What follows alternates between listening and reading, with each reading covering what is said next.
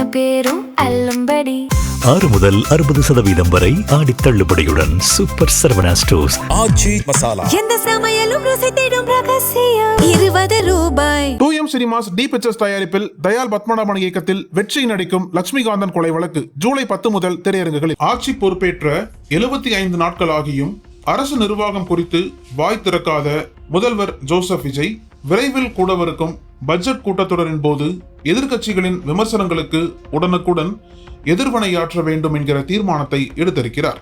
சட்டமன்ற விவாதங்களின் போது மௌனமாக இருப்பதும் முதலமைச்சர் குறுக்கிட வேண்டிய இடங்களிலெல்லாம் அமைச்சர்கள் பதில் சொல்வதும் உங்களின் ஆளுமையை குறைக்கிறது என்று விஜய்க்கு புகட்டியிருக்கிறார்கள் அறிவுஜீவிகள். இதனால் சட்டமன்றத்தில் இனி வாய் திறப்பார் என்கிற எதிர்பார்ப்பு அமைச்சர்களிடையே பேசு பொருளாகி இருக்கிறது. இந்த நிலையில் அமைச்சர்களை கண்காணிக்க ரகசிய உத்தரவுகளை பிறப்பித்திருக்கிறார் முதல்வர் ஜோசப் விஜய் என்கிறார்கள்.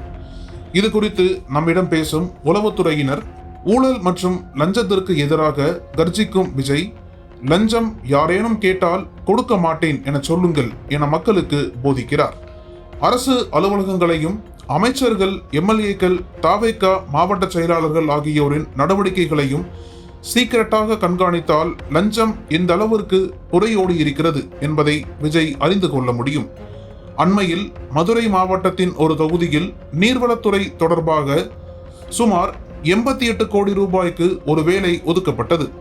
இதற்காக துறையின் உச்சபட்ச அதிகாரம் கொண்ட முக்கிய புள்ளி 8 கோடி ரூபாய் லஞ்சமாக பெற்றுள்ளார். இதனை அறிந்த தொகுதியின் எம்எல்ஏ துறையின் முக்கிய புள்ளியை சந்தித்து, எல்லாத்தையும் நீங்களே எடுத்துக்கிட்டீங்க, என் பங்கு எங்க என கேள்வி எழுப்ப முக்கிய புள்ளி மறுத்துள்ளார். அப்போ எனக்கான பங்கை செட்டில் செய்யலன்னா முதல்வரிடம் உங்களை பத்தி கம்ப்ளைண்ட் பண்ணிடுவேன் என எம்எல்ஏ மிரட்ட இருவருக்கும் இடையே ஒரே ரசாபாசமாகியிருக்கு. ஒரு வழியாக அந்த முக்கிய புள்ளி பணிந்திருக்கிறார். பஞ்சாயத்து இன்னமும் ஓடிக்கிட்டு இருக்கு. ஆளும் கட்சி விவிஐபிகளை பற்றி இப்படி நிறைய புகார்கள் கிளம்பியுள்ளன. ஆக மக்களுக்கு அட்வைஸ் பண்ணுவதை விட அமைச்சர்கள், எம்எல்ஏக்கள் உள்ளிட்ட தாவேகாவினருக்கு முதல்வர் எச்சரிக்கை செய்ய வேண்டும். மேலும் அமைச்சர்கள் சிலர் தங்கள் துறையை தாண்டியும் மற்ற துறைகளிலும் ஆதிக்கம் செலுத்துகிறார்கள் என்கிற குற்றச்சாட்டுகளும் முதல்வரின் கவனத்திற்கு போயிருக்கின்றன. அதாவது அமைச்சர் ஆதவ் அர்ஜுனாவிடம் நெடுஞ்சாலை, பொதுப்பணி, விளையாட்டு மற்றும் இளைஞர் நலன் ஆகிய முக்கிய மற்றும் பவர்ஃபுல்லான 3 துறைகள் இருக்கின்றன. இந்த துறைகளை கவனிக்கவே நேரம் பத்தாது. ஆனாலும் தொழில்துறை, டாஸ்மாக் நிறுவனம் அடங்கிய மதுவிலக்கு ஆயத்தீர்வைத்துறை, கனிம வளத்துறை உட்பட 5 துறைகளில் மறைமுகமாக ஆதிக்கம் செலுத்துகிறார். பட்ஜெட்டில் அதிக நிதி ஒதுக்கக்கூடிய பவர்ஃபுல் துறைகளில் முந்தைய திமுக ஆட்சியில் அறிவிக்கப்பட்ட பல டெண்டர்களை ரத்து செய்துவிட்டது விஜய் அரசு. தற்போது புதிய டெண்டர்கள் அறிவிக்கப்படுகின்றன. டெண்டர்கள் அறிவிப்பதற்கு முன்பாகவே அமைச்சர்களோடு தொடர்பையும் நட்பையும் உருவாக்கிக் கொள்கின்றனர் கான்ட்ராக்டர்கள். இதில் உள்ள அனைத்து சூட்சமங்களையும் அவர்கள் அமைச்சர்களுக்கு கற்றுக் கொடுக்கின்றனர். அதன் பிறகு டெண்டர்கள் அறிவிக்கப்படுகிறது. டெண்டர்கள் ஃபைனலைஸ் ஆகும்போது இதன் வில்லங்கம் புரிய வரும் பாருங்கள்.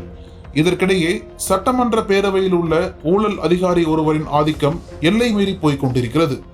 அதாவது சட்டப்பேரவை செயலாளர் என்ற பதவி மிக மிக முக்கியமானது. முதல்வருக்கும் சபாநாயகருக்கும் இடையே ஒரு நல்லுறவு நீட்டிக்க வேண்டுமாயின் பேரவை செயலாளர் திறமையானவராக இருக்க வேண்டும். இந்த பதவியில் இருந்தவர் ஸ்ரீனிவாசன். 2 அமைச்சர்கள் சொன்னதை சட்ட ரீதியாக செய்ய இயலாது என ஸ்ரீனிவாசன் மறுக்க இவர் மீது சபாநாயகரிடம் புகார் வாசித்தனர். அமைச்சர் சொல்வதைத்தான் நீங்க கேட்கணும் என சபாநாயகர் கராராக சொல்ல சட்ட விதிகளை சுட்டிக்காட்டி ஸ்ரீனிவாசன் மறுக்க, அமைச்சர்கள் சொல்வதை கேட்க முடியலன்னா ரிசைன் பண்ணிட்டு போங்க என சபாநாயகர் சொல்ல ரிசைன் பண்ணிட்டு போய்விட்டார் ஸ்ரீனிவாசன். பேரவையில் அனுபவமிக்கவர், பிரச்சனைகளை சாதுரியமாக கையாளும் திறமை பெற்றவர். ஸ்ரீனிவாசன் போனதும் அந்த இடத்தில் சாந்தி என்பவருக்கு பணி நீட்டிப்பு வழங்கி பேரவை செயலாளராக அமர்த்தினார் சபாநாயகர். பேரவை பணியாளர் என்றாலும் கோப்புகளை கையாண்ட அனுபவம் இவருக்கு இல்லை. குறிப்பாக சட்டமன்றம் கூடும் நாட்களில் என்னென்ன அலுவல்கள் எடுத்துக்கொள்ளப்பட வேண்டும், எந்தெந்த சட்ட முன்வடிவுகள் எடுத்துக்கொள்ளப்பட உள்ளன, அரசின் நிலைப்பாடு என்ன, அரசு என்ன தீர்மானம் கொண்டு வர உத்தேசித்துள்ளது, கட்சித்தாவல் தடை சட்டத்தில் உறுப்பினர்கள் மீது என்ன நடவடிக்கை எடுக்கப்பட வேண்டும், சட்டமன்றம் தொடர்பான வழக்குகளின் நிலை என்ன உள்ளிட்ட விஷயங்களை பேரவை செயலாளர் தான் கவனித்து சபாநாயகருக்கு சொல்ல வேண்டும். சபாநாயகருக்கு வரும் கடிதங்களையும் பேரவை செயலாளர் தான் கவனித்து நடவடிக்கை எடுக்க வேண்டும். இந்த அதிமுக்கிய பணிகள் பேரவை செயலாளரான சாந்தியின் அதிகாரத்தில் இருக்கிறது. ஆனால் இதில் போதிய அனுபவம் அவருக்கு இல்லை என்பதால் பேரவையின் பில் செக்ஷனில் துணை செயலாளராக உள்ள உடையார்சாமியும் மற்றும் சிலரும் சாந்தியின் அறையில் உட்கார்ந்து கொண்டு சாந்திக்கு உத்தரவு போட்டு வருகிறார்கள். சாந்தியின் கடமையில் செய்ய வேண்டிய முக்கிய கோப்புகள் அனைத்தையும் உடையார்சாமி தான் கையாள்கிறார். அவர் சொல்கிறபடிதான் சாந்தியும் தலையாட்டுகிறார். ஆனால் இந்த உடையார்சாமி மீது ஏகப்பட்ட ஊழல் குற்றச்சாட்டுகள் இருக்கின்றன. கடந்த திமுக ஆட்சியில் பத்திரப்பதிவுத்துறை அமைச்சர் மூர்த்தியின் பிஏவாக இருந்தவர் உடையார்சாமி. இவர் சொல்லாமல் பதிவுத்துறையில் எந்த பதிவும் நடக்காது. அவரிடமிருந்து சார் பதிவாளர்களுக்கும் மாவட்ட பதிவாளர்களுக்கு வாட்ஸ்அப் மெசேஜ் போனால் மட்டுமே பத்திரப்பதிவுகள் நடக்கும். பதிவுத்துறையில் நிழல் அமைச்சராக வலம் வந்தவர் உடையார்சாமி. அமைச்சராக இருந்த மூர்த்தியின் ஆர்டருக்கு துறையின் உயரதிகாரிகள் ஓகே பண்ணுகிறார்களோ இல்லையோ, உடையார்சாமியின் உத்தரவுக்கு உடனே ஓகே பண்ணுவார்கள். மூர்த்தி நடத்திய ஊழல்கள், மூர்த்திக்கு தெரியாமல் நடந்த ஊழல்கள் அனைத்துக்கும் உடையார்சாமியே பொறுப்பாக இருந்தார். அப்படிப்பட்ட உடையார்சாமி தான் இன்றைக்கு சட்டப்பேரவையை மறைமுகமாக ஆட்டி படைத்து வருகிறார். கடந்த மாதம் நடந்த சட்டமன்ற கூட்டத்தில் மக்கள் பணத்தை தொட விடமாட்டேன், தொட்டவர்களையும் விடமாட்டேன் என முழங்கினார் முதல்வர் விஜய். அப்போது சட்டமன்றத்தில் உட்கார்ந்திருந்த உடையார்சாமி விஜயின் வசனத்தையும் ஆவேசத்தையும் நமட்டு சிரிப்புடன் ரசித்துக் கொண்டிருந்தார். அதாவது, என்னை மாதிரி ஆட்களை வைத்துக்கொண்டு இந்த மாதிரி வசனம் எதற்கு என்கிற நமட்டு சிரிப்பு அது. உடையார்சாமி மீது லஞ்ச ஒழிப்புத்துறையில் இப்போதும் சில புகார்கள் நிலுவையில் இருக்கின்றன. இப்படிப்பட்டவர்களை எல்லாம் அதிகாரத்தின் உச்சத்தில் வைத்துக்கொண்டு ஊழலையும் லஞ்சத்தையும் ஒழிப்பேன் என முதல்வர் கர்ஜிப்பதனால் எதுவும் இங்கு மாறிடப் போவதில்லை. இப்படிப்பட்ட சூழல்களுக்கு மத்தியில் தான் அமைச்சர்கள் பற்றி நிறைய வில்லங்கமான புகார்கள் முதல்வரின் கவனத்திற்கு கொண்டு செல்லப்படுகிறது. தம்மிடம் வரும் அந்த புகார்களின் உண்மை தன்மையை அறிந்து கொள்ள சமீப நாட்களாக ஆர்வம் காட்டத் தொடங்கியுள்ள விஜய் தனது கேபினட்டின் முன்வரிசை அமைச்சர்கள் பலரையும் கண்காணிக்க உளவுத்துறைக்கு உத்தரவிட்டிருக்கிறார்.